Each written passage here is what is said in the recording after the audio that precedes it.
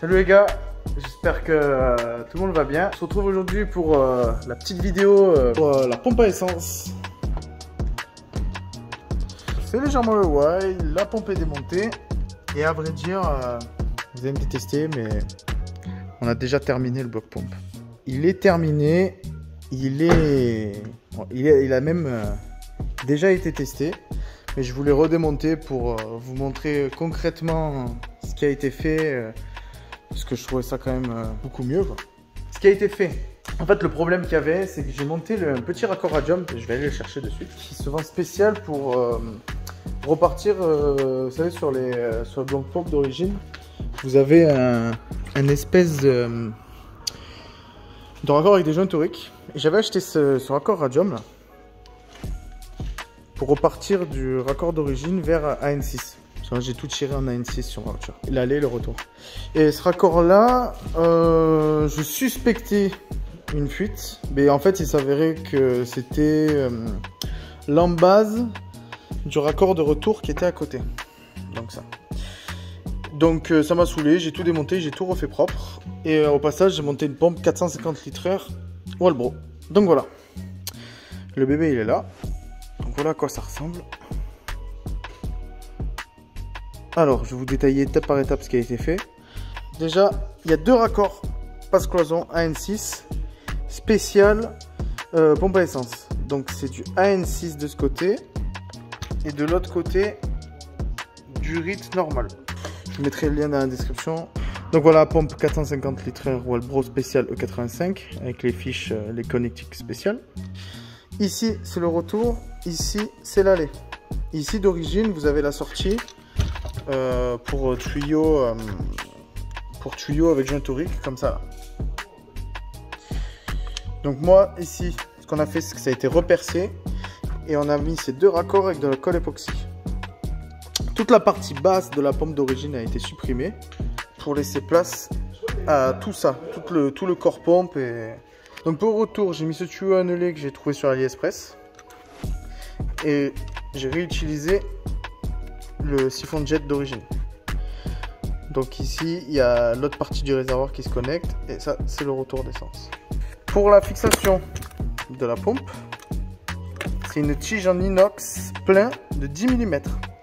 Vous voyez que là d'origine il y a une espèce de tube et on l'a agrandi avec une forêt de 10,5 et ça fait impeccable. Avec de la colle époxy, c'est nickel. Et au moins on arrive à fixer la pompe et le jet avec. Donc pour la pompe, on a utilisé ce collier 47-54, un collier costaud hein, qui sert bien. Et hop, ça fait nickel. On a le même écartement de partout. Et pour la lime, un tout petit bout de durite avec deux colliers, directement sur le passe-cloison. Elle, la jauge d'origine est conservée parce qu'elle est propre au bloc du haut. Ici, on voit que j'ai fait un trou. C'est dans l'alignement pour aller serrer ce raccord au fond. Donc ici, ça gêne pas. Si vous faites un trou pour avoir accès avec un tournevis pour serrer les durites en caoutchouc, c'est pas un problème. Et là, on a la fiche spéciale 85 qui a été soudée sur les raccords d'origine là-bas dedans. Et donc voilà. Écoutez, c'est une petite vidéo, mais au moins c'est explicatif sur la modification d'un bloc pompe d'origine d'IS200 ou IS300 ou Alteza. Parce que si vous regardez bien sur internet, il n'y a pas grand chose de vraiment explicatif et propre. Voilà, donc là à acheter, il y a ces deux raccords, de la colle époxy bicomposant qui résiste aux hydrocarbures, pardon, de la tige inox de 10 mm, du tuyau annelé, une pompe à essence et après, ben, let's go. Donc je vais vous la remonter avec vous et on va faire craquer le moteur et voilà.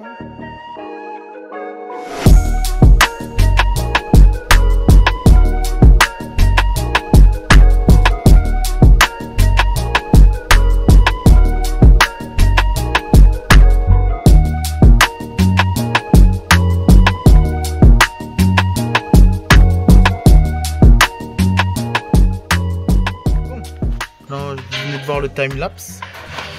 Du coup, je viens de remonter le bloc pompe. J'ai serré les deux raccordages. Donc si votre colle est fraîche, ne serrez pas comme ça ou alors tenez en dessous. Mais moi je conseille de laisser sécher un bon moment la colle époxy, au moins une bonne journée pour qu'elle soit bien dure et que ce soit un bon box solide. Ce que j'ai oublié de dire dans la présentation juste avant du bloc pompe, c'est la hauteur. Donc votre pompe, il ne faut pas qu'elle soit trop basse, sinon automatiquement ça va toucher le fond du réservoir et ce ne sera pas bon. Donc je conseille de mesurer juste avant de tout démonter, mesurer la hauteur finie donc du plan de joint au bas de la pompe d'origine au niveau de la crépine et de mesurer et de garder cette cote en tête. Dans mes souvenirs c'est 19 ou 19,5 mais à revérifier les gars. Donc on va tester de suite s'il n'y a pas de fuite. Je sais même pas pourquoi j'ai fermé la porte. Allez, on va amorcer la pompe. Un coup de clé. Hop. On l'entend bien tourner. À toute première vue je vois pas de fuite. Donc hop.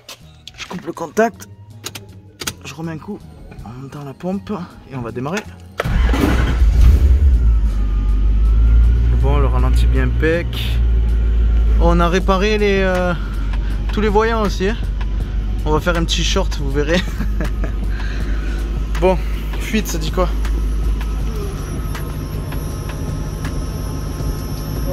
Les raccordages, les gars. Les raccordages AN6 comme ça. Dash comme vous voulez, c'est de la bombe. C'est bon ou pas? Il n'y a jamais de fuite. C'est trop bien. Voilà, hop là, tu serres, hop, tu mets un petit coup de clé, tu serres un petit peu. Pas de fuite, au revoir, merci. C'est réglé. Vraiment ça. Allez, retour. Je vais vous remontrer le petit compartiment moteur pour ceux qui l'ont pas raté.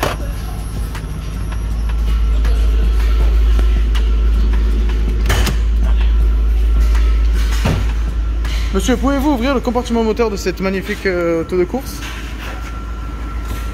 Ça se fait pas comme ça, hein. Merci. Donc voilà.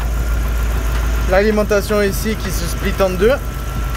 Le check fry qui ressort. Hop, et le retour il est là. Qui passe par le flex full sensor. Régulateur pression d'essence et ça repart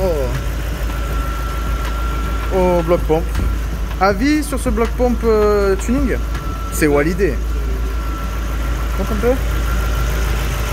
Est-ce que ça marche? Il y a de l'essence. Et aux pressions on est ok, hein. Un peu moins de 40 PSI. Bon mais les gars, c'était une vidéo rapide sur comment changer la pompe à essence. C'est pas vraiment un tuto mais au moins ça montre. Enfin moi, comme je dis à chaque fois, s'il y avait eu une vidéo comme ça avant que je me lance, ça m'aurait grandement aidé. Donc j'espère que ça fera plaisir à plus d'un. Écoutez les gars, on se revoit bientôt. Il y a encore des petits trucs là sur la Lexus à faire là.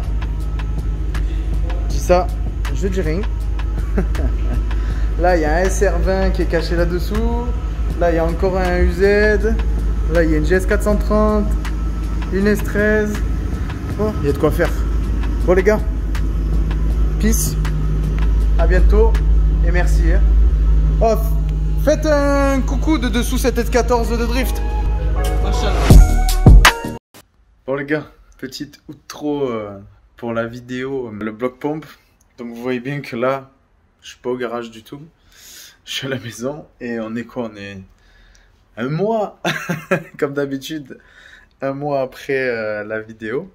Enfin le tournage du bloc pompe. Donc je vous ai dit juste avant dans la vidéo qu'on avait testé. Et oui, c'est vrai, ça marchait, mais en ligne droite. En fait, le problème qui se passe quand on met une énorme pompe dans le réservoir d'origine, en drift, c'est beaucoup plus sujet au déjaugeage. Dans le sens où, vu que la pompe aspire beaucoup plus d'essence dans le même temps qu'une pompe moins puissante, on va dire, eh ben, il suffit qu'avec une pompe moins puissante, dans ce temps, vous allez aspirer un tout petit peu d'air. Ça va moins se ressentir que dans le même temps, autant elle va aspirer 2 fois plus de quantité. Du coup, s'il y avait un peu d'air avant, ben là, il y en aurait 2 fois plus. Et du coup, ce qui se passait, c'est qu'en virage appuyé ou en drift, eh ben, tout simplement, la voiture, eh ben, elle faisait des gros cuts, quoi. Du coup, on va pas laisser ça comme ça. On va faire une prochaine vidéo. Là, je viens de tout recevoir. On va installer un réservoir tampon dans le coffre de la Lexus. Donc cette pompe-là, je vais la redémonter, la mettre dans le surge tank, donc le réservoir tampon. Et je vais remettre mon ancienne pompe sur le bloc pompe, mais qui est quand même beaucoup mieux qu'avant, beaucoup mieux modifié avec les raccords et qui sortent bien. Et là, on est sûr que déjà, il y aura plus de fuite d'essence et qu'il y aura plus de problème de déjaugeage avec un réservoir tampon. Donc voilà. Les gars, je vous spoil un peu, je fais ça rapidos parce que le premier week-end de octobre, on retourne sur circuit. Et là, je vous garantis qu'il y aura du beau monde. Il y aura... rien que nous, déjà, on est plein. Il y a tout le Chicken Garage, il y a Peter de United Driver qui nous rejoint là-bas. Il y a d'autres collègues. Il y a, je sais, peut-être qu'on va croiser peut-être Carparted. Voilà, vas-y, ça va être le zouk. Moi, la veille du budget, je ramène la Lexus en cartographie chez Gamma Speed Shop, chez Maxime, pour affiner l'avancée allumage à l'E85 et on va sortir les nouvelles valeurs sur le banc. Donc là, on va avoir les vrais chiffres, les gars. Et écoutez, c'est tout. Donc prochaine vidéo, réservoir tampon. Et les gars, bonne soirée, je vous remercie pour la vidéo. Allez, salut.